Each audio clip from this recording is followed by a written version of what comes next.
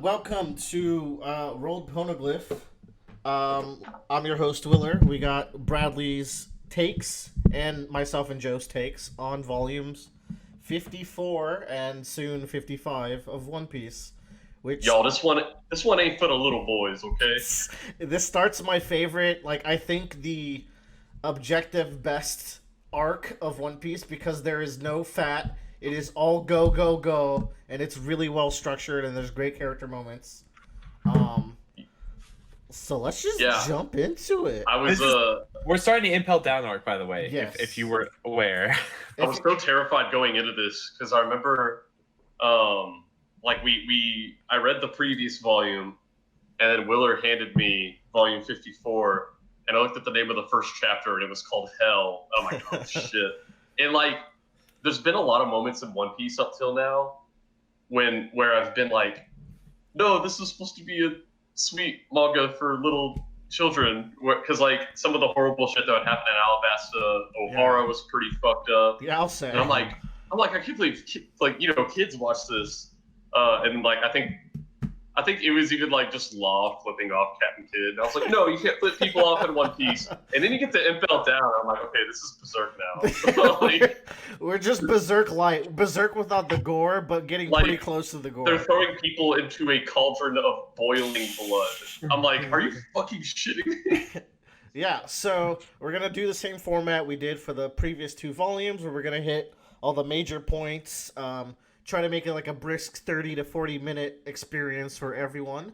So, the first main section of this arc is Luffy setting out for Impel Down, because I think as we left off, he still hadn't left Amazon Lily.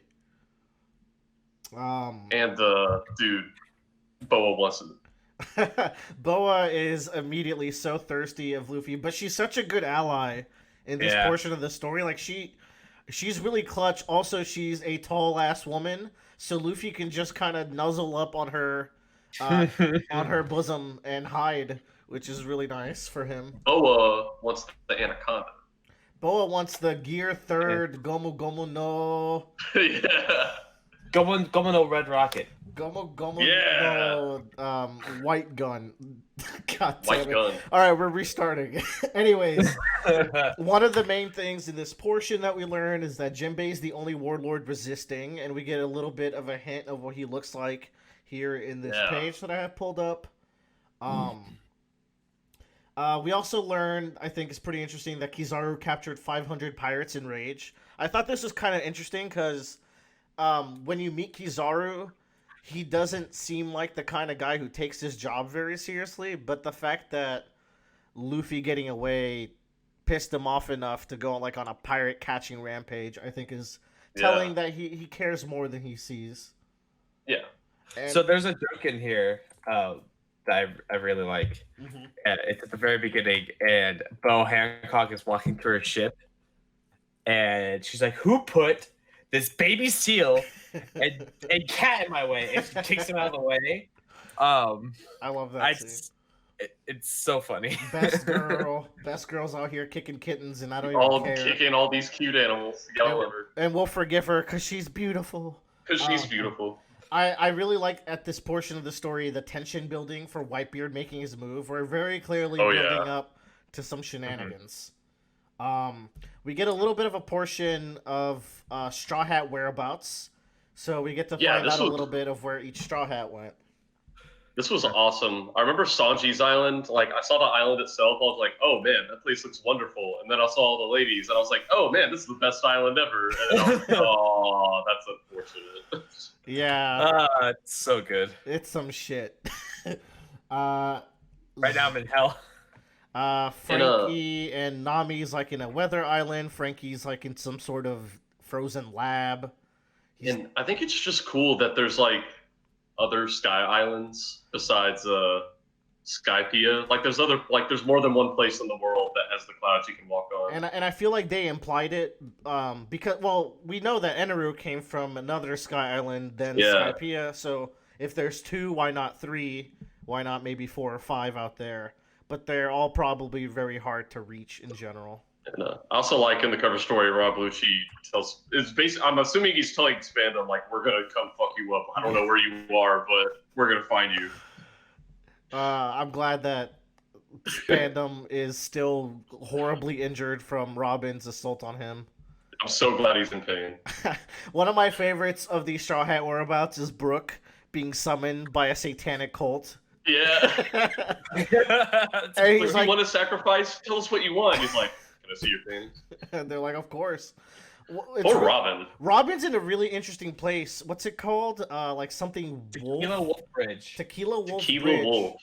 which is a bridge that they're building. It's still very early in construction, but they want to connect the whole world with a giant bridge. Yeah. And prisoners are working on it. Ambitious as hell. It's kind of harsh seeing like Robin chained up after all she's gone through. Yeah. But I guess after being saved once by the Straw Hats and kind of getting the will to live, she doesn't seem particularly bothered by it. I like how you said this is a project just getting started when it started 700 years ago. In the grand scheme of it, they say it's still far from completion. So yeah, Was it the Void Century 800? The Void Century was 800 years ago. That's interesting. Ooh. So is that the end of the Void Century or the start of the Void Century? 100 years were erased from history 800 years ago, so I'm gonna say that this was the start of the of after the Void Century. Then that's why I would think. Yeah. Good question. I can't say that for sure. Yeah, and Zoro lands with Perona. So all very interesting scenarios that the Straw Hats land on. It's cool because Perona even says she wants to be on a spooky island, and here she is. Yeah, and I'm kind of wondering because at some point, by pure accident, I assure you, I saw an explicit image of Zoro and Perona, and I was like, and then I got to this page, and I was like, huh, I wonder where that. I guess that's where that came from. Well, Perona's taken. Let me tell you, but Perona's major taken. The one thing I don't like about this section is I really don't like where Sanji ended up because like, Rocky or Jesus Christ, Oda has done so good with Okama so far. I feel, and even like with Ivankov later in this portion. But then the ones in the island that Sanji landed on, they're all perverts who are gonna sexually molest Sanji. So it's I thought they were actually women. They're just ugly. They're all Okama. I didn't know that. I feel like it kind of undoes some of the goodwill that Oda's built up to, but oh well. Bon Clay best boy, and he'll be in this volume, so it's all good. Next up is the Luffy Stowaway / Garp Visits Ace / Navy Gathering. So yeah, a lot of stuff going on in this section. Luffy's just kind of stowing away, which is really cute. But seeing all these Marines that we've seen throughout the story gathering up for this war is quite the scenario. Like it's very. Yeah. We've built up to this for over 500 chapters now. And so many of these characters are characters we know. Seeing all the admirals and like warlords of the sea in Whitebeard and like maybe even some other of the four emperors, since they're all going to be involved in this war, I'm like, there like can't be a bigger conflict in this world. This is like all the most powerful fucking people. Well, good thing Luffy is going to stop the conflict before it starts. I also notice Full Body and Django here. It's just nice seeing them again. Been a while. Also, I love this gathering of the Shichibukai. We're just missing Jinbe and Boa, who is not there yet. Dude, this page made me fucking laugh out loud. Doflamingo's face. He's having way too much fun. He is laughing his ass off at nothing. He's about to have a good time. Like it seems like this chaos that's brewing is just a good time for old Doflamingo. Oh, he loves it. And then I love how pissed Moria looks. He's so angry at himself. Moria's not having a good day. No. God, these are. Do you think if Moria wasn't knocked out, he would have resisted going? I forget that conversation with how it went in Thriller Bark. So So, as I recall from the conversation, Kuma offered his help and Moria rejected it. But I think Kuma also said, "Hey, the world government needs you," and I think Kuma just said, "I'm busy right now," or like something to that effect. Or Can't you mean Moria? Yeah, Moria was like, "I'm busy. I got my own shit going on right now." um, Mm-hmm. Blackbeard seems to be enjoying the warlord perks. He's like, yeah, fucking free food, dog. and he's eating. Pizza. He's. Well, It's actually cherry pie, which, as we know, Oh, is it? is his favorite food, or is it And, pizzas? I it's thought it was awfully Luffy-like. Yes. Yeah. It is awfully Luffy-like. We also learned that Ace rejects his father. Yeah, all right. Like, Yeah. because this was a long-running question. It was like, why does Ace have a different family name? He took his mother's name. Yeah. Now, I think he doesn't necessarily say his father is Dragon. We know Luffy's father is biologically Dragon, though. So we don't quite know what the deal is with Ace and Luffy and all that. It's next chapter. Yeah, it would be. But there's also the Boogie Pirates are nearby, which Yeah. I forgot completely, but the Boogie Pirates have met Ace, so they've befriended Ace. Which is pretty neat. Did they befriend him? Yes, there was a portion it wasn't in a cover story even. I think it was in an What? interim chapter. Yeah, I couldn't remember if it was Ace's cover story. I remember he met them, but I couldn't remember. I think it was around Jaya. There was like a little interlude of like we see Ace and he runs into Boogie and they befriended them, I guess, in that portion of time. Also. Didn't he like fire fist some Navy ships to help them get away or something? He definitely fire fisted some Navy ships to help Luffy get away. So that might be Okay. getting confused with that, where he killed hundreds of thousands. Good old Ace. And we get a quick glimpse of Impel Down around this time, which looks fucking dope with all the giant sea kings swimming around. Mm-hmm. Yeah. You get a little glimpse of all the fun I think- torture going on in there. Yeah. It's great. It's a great time. Next section would be the arrival into Impel Down, where we get the introduction to Hannibal, and we get the tone setting for Impel Down very quick, which I think is the strength of this portion is definitely how quickly it sets the tone. Also, very badass cover art here. Look at this cover. Yeah, that's fucking sick. It looks really good with the colors. Dude, Impel Down is crazy because even here, like kind of at the entrance, and like when we see the Minotaur fuck people up or whatever, Yeah. I was like, wow, Impel Down's fucked up. And then we actually got to level 1, and I was like, wow, that's really fucked up. And then we got to level 2, I was like, wow, this is even worse. And then every level down, I'm like, what the fuck? Yeah, it's there's a reason why they call this place hell. Hannibal is a very underrated character, I think, but we'll Dude, get he's so good. we'll he's get so to funny. see more of him later. We also meet Domino, who is quite the charmer and very professional. Oh, yeah, and has a great design. I'm a Domino fan. Big Domino fan. Underrated One Piece girl. More Boa and Luffy hijinks. They're very cute. I love this funny bit with with Boa, because it happens more than once where Luffy will say something and then in her mind she hears something completely different. Yeah, it's a good gag between them.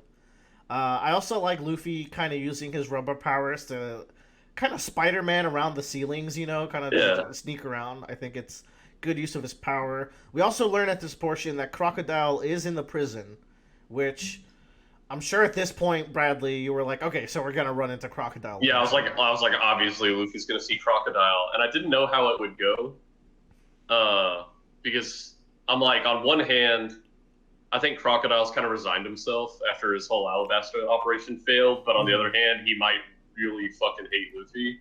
Yeah. So I don't know. Which finally leads us into level 1, the what is it called? The Crimson Hell, which also includes us running into Boogie. So this portion of the story I think works really well because as you go through each level, you get reintroduced to a enemy from a previous arc. And they're pretty consistent with it, and each level has its own gimmicks and fun hijinks and tortures for Luffy and his growing crew of misfits to go through. And I just think it's so iconic to see Luffy and Boogie punching the Blue Gory Oh, together. dude, it was the hypest shit. And Boogie being in this Crimson Hell also is very convenient because Boogie cannot be cut. And the whole deal with this floor of Impel Down is that everything is made of blades. To be honest, this feels like the worst floor to me. I don't know. Because like, I don't know, it's a lot of fun happening on this floor because not only is it like very narratively convenient for them that he can't be cut, it's also just hilarious that one of Luffy's first rivals, who's a very proud person, is on like the most bitch floor of Impel Down. Yeah, but like, and it makes sense. But just Boogie's really entertaining, and his scenes with Luffy are fucking great. Yeah, they're awesome. We also get to learn a bit more about his power, which I really like. Or it's a reminder that his feet need to be on the ground. And I like the limit breaker where it's like, oh, you could just pick up my feet, Luffy, and then we could just fly on me. Yeah, because we've always seen him moving his body parts around like that, but I think at some point people might have wondered like, okay, how can he control that stuff? And it's like, okay, well, as long as everything's within this radius of each other, I can just move it around. Mm-hmm. Here's a fun part where Luffy gives his arm tattoo, quote unquote, to Boogie. So the necklace or the armband that Luffy or that Bradley was asking about, ironically, is plot relevant, despite. Whenever I saw it, I thought it was a tattoo initially, because and didn't they get it from? They got from Thriller Bark. It was in the Thriller Jinbe Bark. cache. Okay. Luffy literally goes like, "Hey, this is neat." And he puts it on his shoulder. And Nami's like, "I'll let you have it." Yeah. So glad Boogie gets to find his treasure at some point. Oda does draw this kind of consistently. He forgets every once in a while, but like it shows up in Sabaody Archipelago as well when you're looking, if you look for it. It's all over the place in Sabaody. Yeah, I saw it like every time we saw Luffy's arm, pretty much. Mm-hmm. But it's a very small detail. Yeah, and so the deal with it is that it's supposed to be some sort of marker that lets you track down Captain John's treasure, and this Captain John's treasure is what Boogie's been looking for since like Volume 2 of One Piece. Yeah, see, Luffy got the high testosterone crew looking for the One Piece, and Boogie's like, "Oh, I'll get little bitch John's treasure." Little bitch John's. I think that's a rapper. Yeah, we get introduced to the Crimson Hell proper. I love this panel of Boogie flying. Dude, this fucking Spike Forest. I could not believe this shit. Yeah, like, I mean, you get eaten in the second floor, which is pretty bad, and those monsters look pretty tough. But Jesus Christ, this first floor. I think this is the room where when I saw it, I was like, okay, you cannot work at Impel Down and pretend to be one of the good guys. And you know what? To their credit, a lot of them would not call themselves good guys. Like the girl with the pitchfork. Yeah, Sadie. Like she's very like hyper aware of how much she loves hurting people. I mean, let's talking about the morality of Impel Down. I don't know if they're necessarily the bad guys either. Justice denotes that if you commit crimes and if you're a pirate, you go to prison. And I think this. Yeah, but you don't have to make your prison like this. You don't. But it's definitely more punishment than reformment. Or yeah. Also, Mr. 3 looks so cool here with the goatee. Like that's such a design buff. So like, as far as villains who would end up reappearing and being relevant or helping our heroes or whatever, I could have maybe guessed Boogie because he was like kind of Luffy's first big fight / rival, or at least one of his more iconic early ones. He had a cover story, and we had seen him in like in between chapters. So you could have maybe predicted him. I think Bon Clay would have been a pretty easy guess because they left on really good terms. They're friends, and they're like I'll see you again someday. Would have never guessed Mr. 3. And it's cool because. Mr. 3, and in parts that you haven't gotten to, proves to be maybe the MVP of this entire upcoming saga. Like, I can see it. He's so good in this, and Dude, yeah, he's awesome. he synergizes really well with Boogie because they're both shitlords. Yeah. If there's any like SBSs that were interesting to you, make sure to point them out as we're moving through Yeah. these sections. But man, I was just so surprised that Mr. 3 ended up being part of the team in this arc, and like he's one of my favorite members of the team. He's so good. Which promptly moves us to the next portion, which is level 2. Jinbe first on the scene. Oh, Ball Boy got beaten. Yeah, Ballboy did get beaten, but that's expected. Sad. He went against the legendary CP9. So we get introduced to level 2, whose whole deal is just to straight up murder you by feeding you to these animals that will eat and kill you. So, Oh, yeah. Cool, good prison. But then we get introduced to my fucking boy Magellan, Oh, he's so good. Warden of Impel Down. Magellan is my dark horse for top One Piece characters. I forced him into our top 10, much to Joe's dismay. But I put him in 10 to be kind. I love Magellan. He's one of my favorite One Piece characters. And I'll explain why as we go along. But when we meet him, we learn that he gets diarrhea from eating poisonous foods Every morning. all day. So he's Every just morning.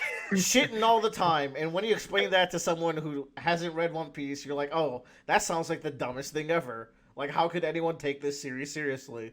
But alas. Yeah. And then you realize, like, that gag is in the middle of the most hellish arc ever. Yeah. It's pretty great, and he's immune to poison, so that's why he eats poisonous foods so much. I also think he has really fun gags with Boa and Hannibal as we go on through this little section of them taking Boa down to meet Ace. There's just all sorts of good ones. Hannibal is constantly like, he clearly wants to be the warden, and he'll just let it slip and be like, oops, didn't mean to say that. But Magellan just doesn't care. And I really like when Magellan like burps poison in his way. He's like, like, look at his face. But then like Boa is posing on him, and then he's breathing more on Hannibal. It's just full hijinks. It's always good. Which is pretty good because I feel like these hijinks are luring you into a false sense of security. But also, yes. Also, I want to comment is his design and how he looks. Yeah. Because he's very different, I would say, from a lot of the other One Piece characters. And the only similar thing I can think of is the Skypians. Yeah, so Magellan is a character that is pretty mysterious, all things considered, in the One Piece world. Because what is up with his straight-up devil wings? Like, and I'm not sure. And Hannibal, too. Yeah, Hannibal. I mean, Hannibal's... Yeah, wait, Hannibal also has devil wings. I didn't notice that. I like to imagine they, like, for the aesthetic, they just went to a costume store and they're like, yeah, this would be cool. I think Oda at one point confirms their actual wings, though. Right, Joe? I can see that. Yeah, he does. I think it's an Because SBS. we also meet another character later. Yeah. And they might be in, like, a same sub-race of human, but... Yeah, Helpians. They could be like, quote unquote, demons. But I guess we'll have to see how the story unfolds. And if we this see more guy, hits. but I love his design. Like looking at him again, it's like he's literally like a satanic kind of like satyr kind of deal because he's got like these goat horns and like the way his beard is formed. He has a really goat like face. He's big and imposing. So I think, as a character design overall, he's probably one of the best that was made. He looks really awesome. I think it really shines when he goes from this goofy warden who gets clowned on by all his employees to the reason, like, and then you get to find out, oh, this is why he's the warden later on, as Impel Down goes on, and you get to see just how scary Magellan is as a character. I like his little legs. He is a One Piece character. Good old Boogie teams up with Mr. 3, but then I think the next significant thing is meeting Jinbe, the first son of the sea. Yeah, and this is the last warlord we had not met yet. It is the last warlord, but also the first warlord we've ever heard about. So And like right off the bat, you can tell that he's a different breed, literally, but also metaphorically. Like he seems like a very kind-hearted guy, relatively. yeah. So Jinbei's name, not the Jinbei part, his like pseudonym, has a couple of different translations. Some translations will translate him as the first knight of the sea, and Okay. this translation goes with the first son of the sea. The reason why is because something about the way it's written in Japanese, you can read it kind of both ways. And what they're going for is a Yakuza theme, where he's like the first son of a Yakuza family kind of thing. So that's Okay.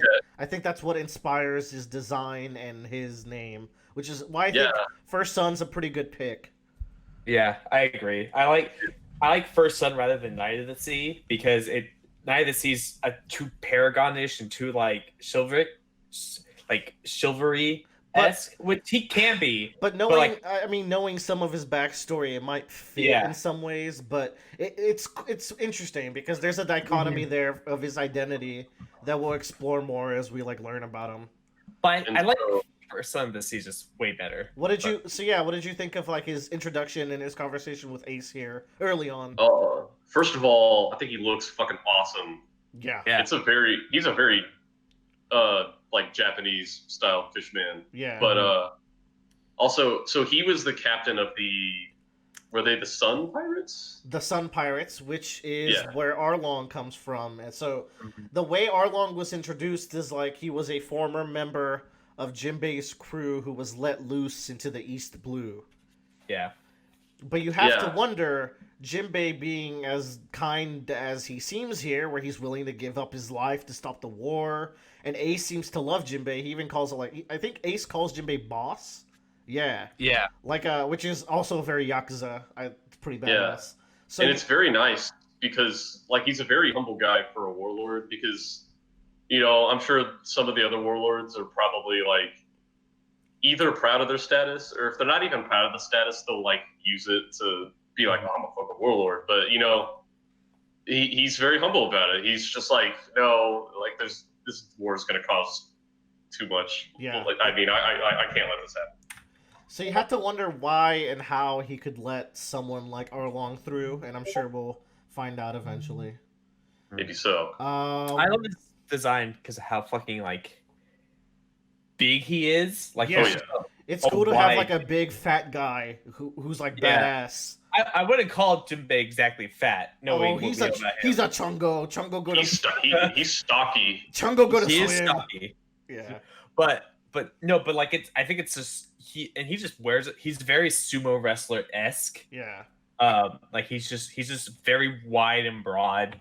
I don't know. I just think, and he's not like overly huge like Whitebeard or some other characters are. I mean, he's tall. He's in a different breed. I mean, comparing him to Ace here, he's clearly like 2 to 3 times Ace's size. Yeah, but he doesn't feel like, I don't know, stupidly big. I believe he's around 9 to 10 meters or something. That might be no, that might be too much. I think he's like in the 5 range. I'll look him up. Regardless, we also learn here that Whitebeard is kind of the protector of Fishman Island. Or rather, I think it's more accurate to say Fishman Island is Whitebeard's territory. And I think that's kind of the first time we've been introduced to a pirate territory, I want to say. Yeah, and it's like, it's a pretty good choice to name it territory because it doesn't necessarily give Whitebeard's intentions away. Yeah. It's like, if it's Whitebeard's territory, whether he's intending it or not, people aren't going to try to conquer it. Yeah. But I looked up Jinbei's height, and he's fucking tall. Yeah, he's like 9 feet tall. Yeah. Okay, but we've seen people who get taller than him, and it's kind of ridiculous. I mean, we've seen Whitebeard, so yeah. It's mentioned here that like because of the structure of the One Piece world, Fishman Island is maybe the most like popular spot that pirates will hit within their journey. Yeah. And because of that, it got ravaged a lot. But Whitebeard seems to be straight up like protecting Fishman Island. So I think despite the word territory, I think we're seeing it as like a positive. Mm-hmm. Crocodile's also here talking shit, but he's not cool enough to be seen yet. Yeah. I don't think He's not in the cool kid. He's not in the cool kid cell. we don't learn what level they're in, do we? Like of Impel Not Down? yet. Okay. No, not yet. Yeah. I don't think we truly learn what level they're in until like Next volume, I think. when Luffy is almost there. Yeah. This brings us to the final portion of this volume, which is level 3, the Starvation Hell. Which this Yeah. level is a big old desert with pretty much no food, where prisoners go to starve and die. Great place. Great place. But the progress Luffy is making here, like in one volume, he's made it through half of Impel Down. So where did you think the story would go with like the pacing we're going at this point when you were doing this volume? That's the thing. They are moving through Impel Down way quicker than I anticipated. Yeah, and I'm sure it's become clear why in the next volume, but it's quite the ride when you first get in here because you made so much progress in one volume. What's really cool though is the structure of Impel Down is really good because the way Oda does it is like Luffy makes progress, meets enemy, world building section. Luffy makes progress, meets enemy, world building section. And it just flows really well. Even on a reread, I was like, yeah. It's just like because Ace's execution is so imminent, while Luffy is doing all of this stuff, big events are also happening in the world. And you know, some of those are tied to Luffy's progress through Impel Down because they'll be like, okay, we found out Straw Hat's trying to break Ace out. But you know, also, like, you know, Whitebeard is moving, the Navy's trying to position people. The prisoners, so it's just like, the prisoners in level 6 are talking, so you're learning a lot about the world in general. Yeah. A thing I also really like with this level 3 section is that Mr. 3 proved himself to be really useful last floor because he can make keys and like candle locks and all this. But in this floor, because it's so hot, his wax is immediately nerfed. So keeping him from being like too useful in this situation, reach a level where Mr. 3 is not as effective. So I thought that was pretty well thought out. That's why it's so cool that these floors are so varied, because, you know, different people have different amounts of value on each floor. Because, you know, the first floor, I think, you know, Boogie kind of helped Luffy get his foot in the door at Impel Down. Yeah. Because, you know, he's very much immune to that floor, and now Luffy has a guide. And then, you know, Mr. 3, on most of the floors, you know, he's going to be able to make keys and free people, or, you know, help them get through specific obstacles. But on this particular floor, he's useless. So I think everyone fits different niches on each floor because of how varied the environments are. Yeah, it's despite us being in one location, it's such an adventure, you know. It's also it's cool to see it's such a team effort, because to begin this all, we needed Boa to get us here, and now we're relying on previous villains to get us here. It's just really cool. Around this portion, we get introduced to Saldeth, who is the leader of the Blue Gory. And it's around this time where like the structure of Impel Down's like ranks and starts to form. I around this time where I was rereading it, I really got the sense where it's like, man, Impel Down has these organizations, and we're getting introduced to them in like a really good order.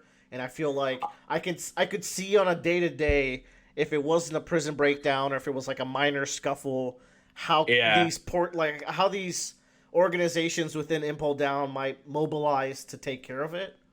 Yeah.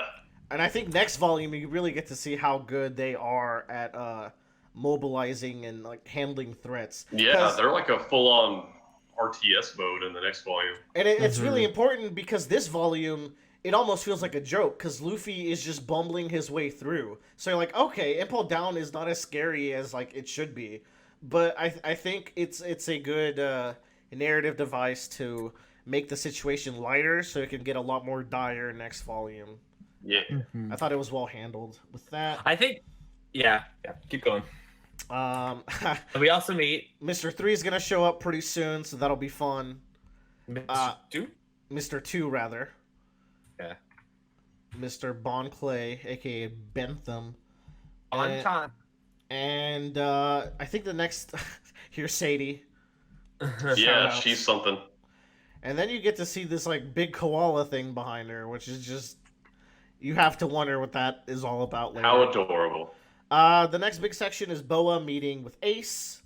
More just these the Impel Down staff and Boa have such good hijinks throughout this whole section, but she basically lets Ace know that Luffy's coming, and you get introduced to Magellan's power here as he summons a giant poison Hydra, which Guys, the Hydra looks so fucking cool. the shading on it is so interesting. It's so cool. That's what I enjoy about it. Oda shades it very differently than he shades most stuff in his story. I feel like he's really using negative space within like the structure of the outline of the Hydra to give it a very unique look. Yeah, and this was what me and Joe were thinking about last night, because he uses the Hydra a little bit in this fight against Luffy. I was trying to clarify if he's Logia or Paramecia. He is Paramecia. He's a special Paramecia, I think. Mm-hmm. Yeah, because that's not even right. At one point, like, it looks like he turns into the Hydra, but it's actually that he creates the Hydra and he like moves within it. Yeah, so I think the closest comparison so far in One Piece is Mr. 3 with his wax fruit. Where he can produce the object and fully control it, but he cannot turn into. And I think that's the big... Yeah. Oda has gone on record to say that he wants Logias to be elements. And I guess toxics are not natural elements. I think that's arguable because there's like poison dart frogs and shit. Yeah. But I think like they're not energies, I guess. That's the other thing you can think about, like fire and like cold. The energy of sand. Yeah. And smoke. Yeah. I think we got past this. No, that'll be next volume where they talk about the bloody pool, because that's next volume. That's some shenanigans. But yeah, he just straight ices these guys, so he has full authority to kill in this prison. And I mean, I think Prison Warden in a One Piece world having the authority to kill makes a lot of sense. But his fruit is pretty broken. I feel like we should save the talk for it for next volume where we really get to see how it's done. But I think Magellan's placement in the story and the world of One Piece, plus his power, is really well thought out. I feel like it's very future-proof and power scaling proof. Yeah, I also think where it's like his introduction. Go ahead. You go first, Joe. I was gonna say that like his introduction now to this arc, I think, sets the tone for the rest of this saga like very, very well. Yeah, because he's been goofy up to this point where he straight murders these guys. Yeah, but then like also like we'll talk about it more in the next volume, but like his where he is on a power level compared to Luffy, I think is extremely important. Yeah. To foreshadow. Because we'll talk about it next. But we get Bon Clay and this extremely wholesome hug between them when they meet, and then this awesome panel of them posing together. Like, this is just Impel Down in one volume has already had so many hype moments of just like, oh, this character is still in the story. When Bon Clay showed up with Zoro's face, it was crazy because I was like, oh man, we just went like a whole volume without, the other Straw Hats. So I was sitting here like, oh, we're gonna like, oh my god, how'd he get here? We're gonna find out how Zoro got away and got here, and then I was like, it's Bon Clay, and it wasn't even a letdown. It was just like, oh shit, like we're doing this. Sorry, Bradley, you've had 500 chapters with the Straw Hats. It's time for the real crew. The real Straw Hats. This is Luffy's true Nakama. I think the Impel Down crew is so freaking cool. But I think that's the volume, isn't it? That's the last chapter. I think so. Cool. Any other thoughts about this volume before we move on? It was pretty introductory, but it was just a fun action plus world building volume. I felt like. So this first half of Impel Down, each floor we would go to, I'd be like, oh my god, Impel Down is so horrible and terrible and evil. And then we get to the next volume, and I was like, no, those were kind of baby floors. Yeah, they really were. And also, they were dealing with baby enemies, but there's real enemies to come. Oh, yeah. Join us next time as we talk about Volume 55. More Impel Down action coming to you. Bye-bye. Bye.